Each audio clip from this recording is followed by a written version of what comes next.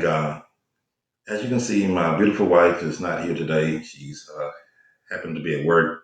But as I look around and watch the news and look at a lot of these reports and see a lot of videos and a lot of stories and a lot of lies that's going on, I thought it was necessary for me to drop this video to tell you and implore you, Africans over there in the motherland, and African Americans over here in America, and some of the other people of pigmentation in Jamaica and the Caribbean, don't believe the hype. The narratives that we do not get along, that Africans are uncivilized, that they live in hoods, that they don't have cities, or it's not clean, or now the United States government is saying don't go to Ghana because it's not safe.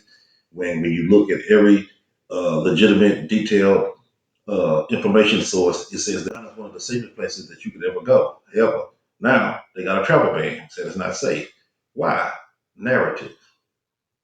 We a little different when it comes to stage presence. Now in America, oh yeah, them niggas gonna be wobbling, pants hanging half down, bored as hell, half to sleep because they high as hell on stage. But Africa, we wake up morning like look at these YouTube clips of all these kids from Uganda and how they be, you know what I'm saying? Like these kids are performers. Like so, for us, it comes natural. Immediately these remarks were published, everybody was up in arms asking him, how dare you? How dare you come to our country, build off and become successful off the love and the support of America and Americans and American music and culture, and then turn back around and say what? And say Black Americans are lazy as compared to Africans. They're not as aggressive.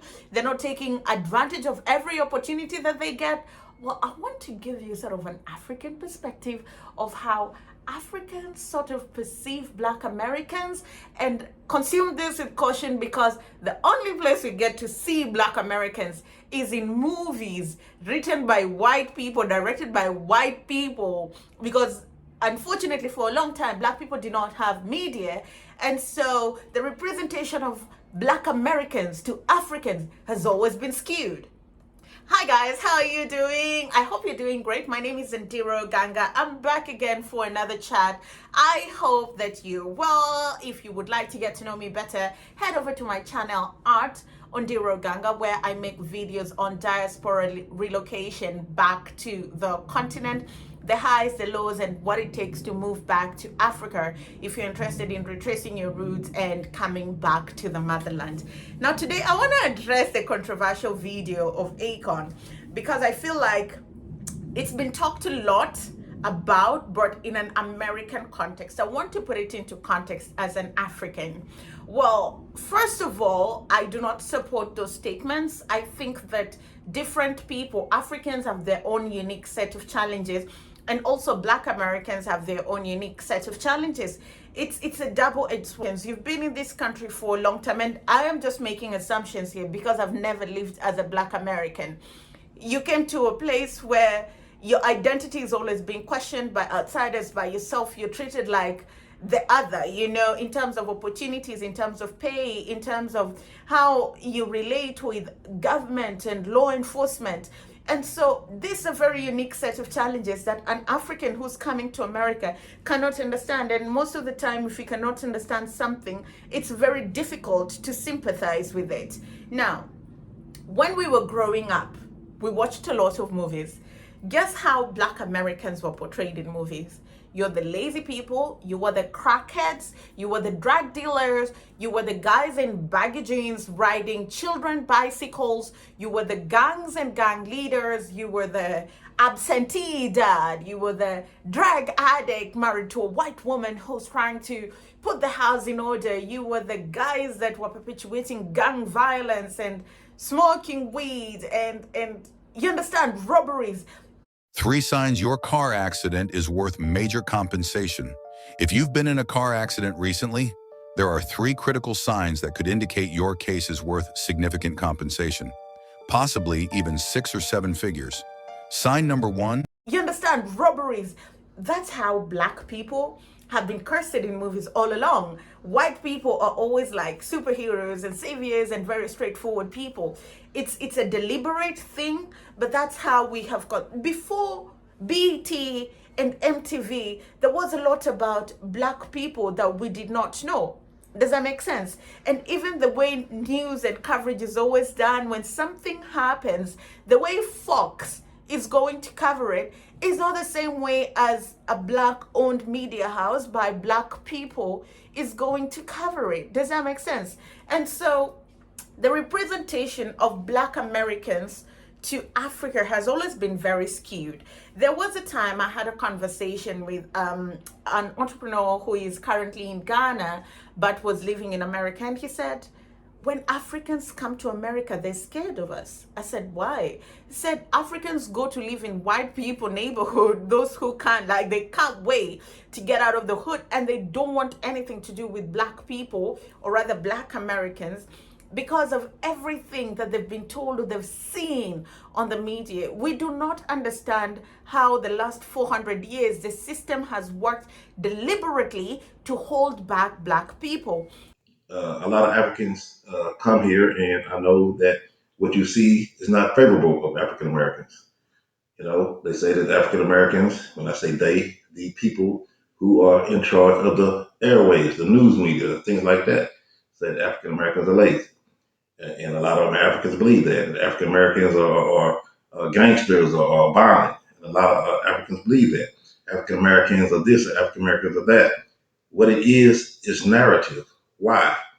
The people that are in charge, European people, the American people, the people in general do not want to see people of color unite. The Africans and African Americans and people, like I said, in the isles like Jamaica and such, they don't want to see people of color unite. Why? Because when people of color unite, great things happen. This country was built on the backs of the African Americans. The people came over there to Africa, the colonizers, and got rich off of the hard work of you Africans. Can't we see the parallel between a common denominator between the impoverished and the person who was doing the impoverishing of them? To this day, the European people are over there trying to take your gold, your money, all your resources, and leave you as a poor nation while they enrich themselves. But the new generation has saw what is going on. The new generation is pushing back. The new generation is saying no more of this foolishness, especially what's going on in the continent of Africa right now. We, as African Americans in mass, support Ibrahim Traore. We support him because he is a visionary that sees what is happening and what must stop in order for Africa to be great. There's a lot of African Americans going back to Africa. Why? We want to see Africa great. We love you guys, and we know that a lot of you guys love us as well. A lot of you guys don't believe the narrative that they are pushing, that the colonizers are pushing, the people who over here in power in the United States are pushing. Yes, we got sellouts, but that person that we consider to be the worst president in the United States, Donald J. Trump, well, you got to remember that 90% of us did not vote for him. Yet, when they push a narrative, they'll put on your screen, people of Africa, a black general, a black sellout, talking about Ibrahim Traore, talking about him as some kind of person trying to steal from y'all, when it is America that is trying to steal from Africa, its resources, its minerals, and its wealth. Don't believe the narrative. Don't believe the hype. The people that you consider to be or once your colonizers, the people over here in America that control the airwaves, do not want to see blacks and Africans unite. Then there was this foolishness about going about that African Americans was going to boycott and uh, disassociate with African businesses over here in the States. Not true. Not true. Yes, you'll always be able to point to one or two people who do this, or the 10%, the minority. But the majority came out and drove to show you that we love you guys to understand what the narrative is.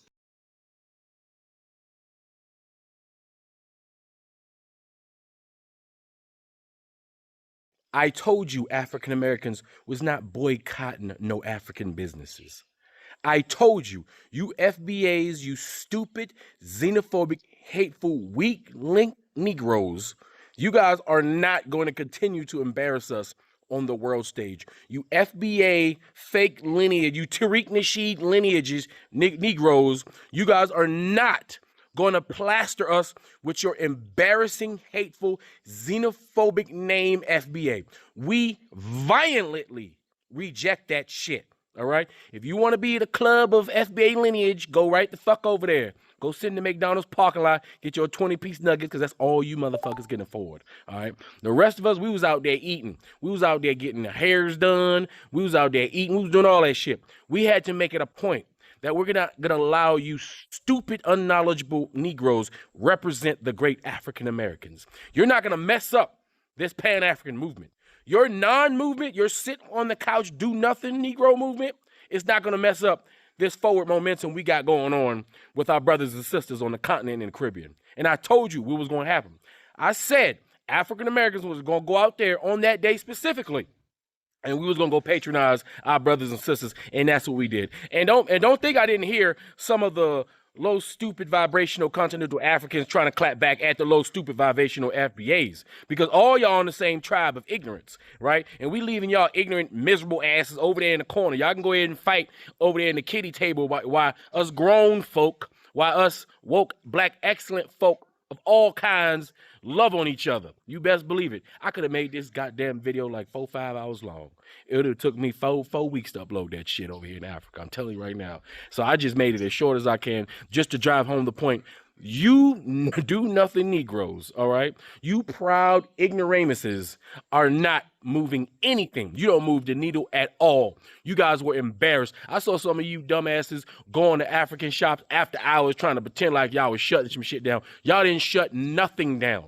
Y'all didn't do anything. Y'all had no penetration. Y'all had no weight. There was no movement to your movement. Y'all sat y'all stupid asses on the couch and looked on TV. Y'all watched TV all day, all right? Because that's all y'all do. Watch TV and typed on the internet. That's what y'all did. While us African Americans took our black asses outside and we was eating all kind of food, getting our hair done, buying all kind of stuff that we probably shouldn't have bought. But goddamn it, just to drive it home, we was doing that shit. And that's what we did. So I'm gonna put a compilation, just a small compilation of what it is that we were doing out there while you do nothing Negroes was sitting there freaking being miserable as shit. Anyway, that's all I gotta say. This Afro Think Tank. Learn something, teach something. I'm out. I'm dropping this video so that both African Americans and Africans can understand the assignment.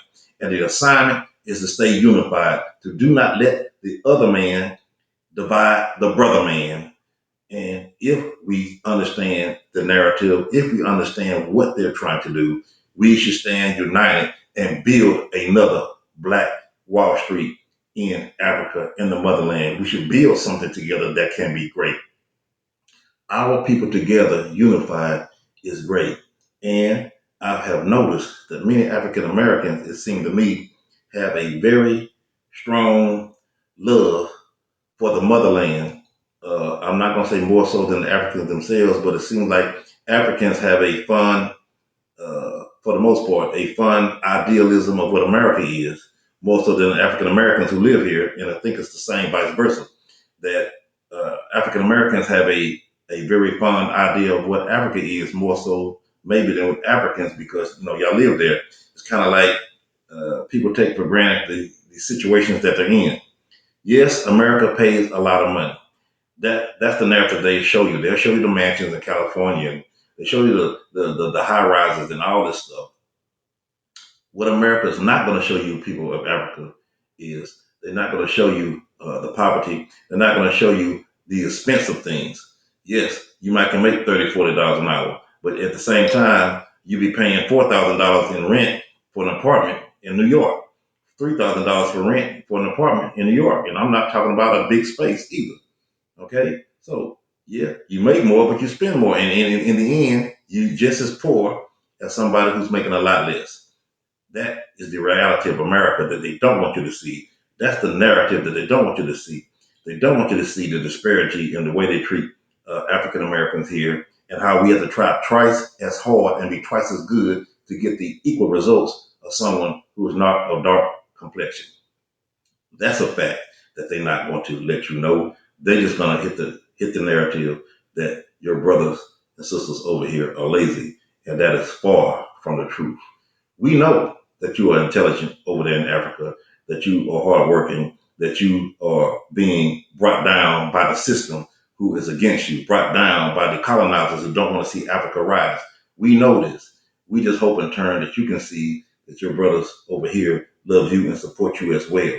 Don't let the narrative divide us. That is the game they're playing. But we are smart enough to know that game is over with. Their days are done. Let's stand together, people. Don't believe the narrative. I've been Pat Brown, and this was God, Grace, and God.